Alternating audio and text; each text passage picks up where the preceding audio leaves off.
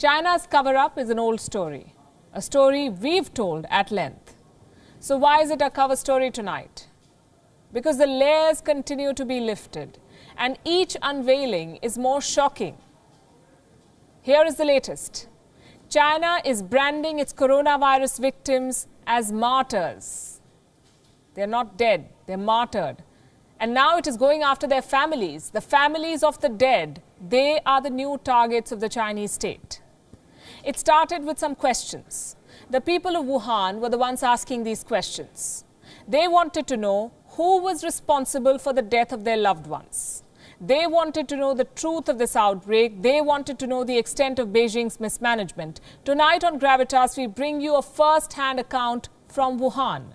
This is the story of a man called Zhang. He lost his father to the coronavirus and now he wants answers from the Chinese government. Zhang is very angry. He accuses the Communist Party of lying, of downplaying this outbreak, of hiding the truth about the pandemic. This is a tell-all account. Listen to the story.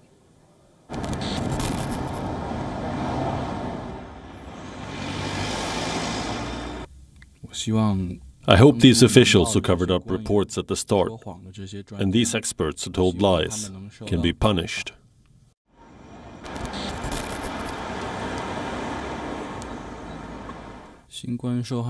Relatives of the coronavirus victims all have a wish. They need an explanation for what happened.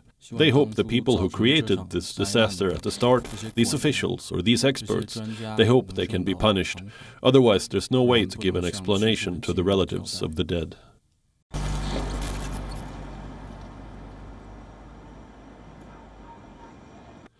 Everyone feels furious about this, because they covered up reports, causing the disease to spread greatly, which meant people didn't have a chance to really get to hospital. They didn't have the chance to be admitted to hospital, so many people died at home.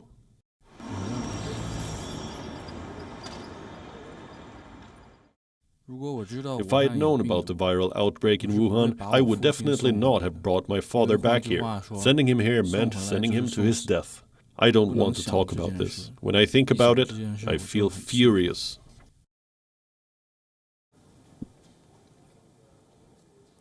Zhang is not the only one saying these things. There are many in Wuhan who are raising the same questions. And it's only fair. These people have lost their loved ones. The least they can do is ask why. Whose fault was it?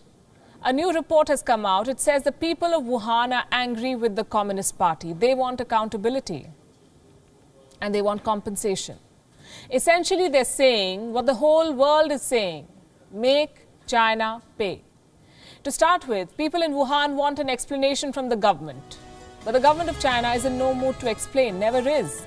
Instead, China is clamping down. It is censoring news articles about the outbreak, and Wuhan's mourning survivors, they too are being censored. A surgical crackdown is underway.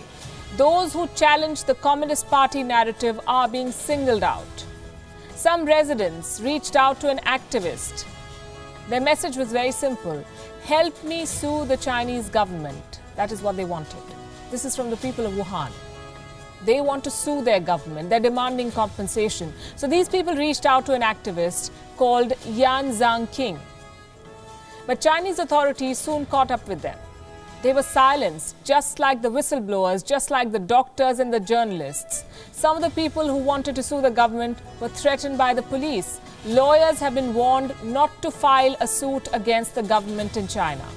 Bereaved family members have faced interrogations. The Communist Party does not want anyone to challenge the official narrative, so they're making sure that no one raises a question, especially in Wuhan. China does not want the victims to dwell on their loss. So here's what they're doing: giving it a patriotic spin. The propaganda machine is in action. Those who died of the virus are not victims, but martyrs. That's what China now says. You know what that means? Martyrdom is an honor. Don't ask for compensation. So let me sum it up for you. Evidence exposing Chinese officials was deleted.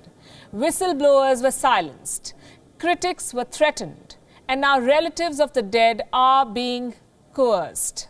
This is China's old playbook. I can give you examples from the past. In 2008, the Sichuan province was rocked by a deadly earthquake. At least 69,000 people died. Do you know what the government did? It gave hush money to the parents of the miners who died, bought their silence. In 2011, there was a train crash in Wenzhou. Chinese officials did not allow the relatives to visit the site. Another cover-up. Tiananmen Square, it's been more than 3 decades now. Even now, when families of the protesters try to speak up, they are silenced in China.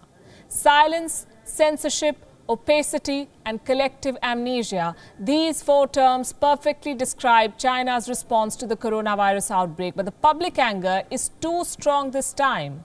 How much can the Communist Party suppress?